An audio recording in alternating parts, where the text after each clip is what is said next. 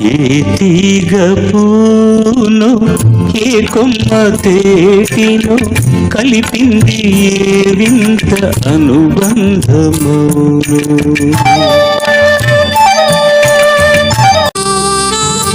మనసు మూగది మాటలు రానిది మమత ఒకటే అది నేర్చినది ఆశలేనిది బంధమున్నది మన ఇద్దరిని జతకూర్చినది మన ఇద్దరిని జతకూర్చినది.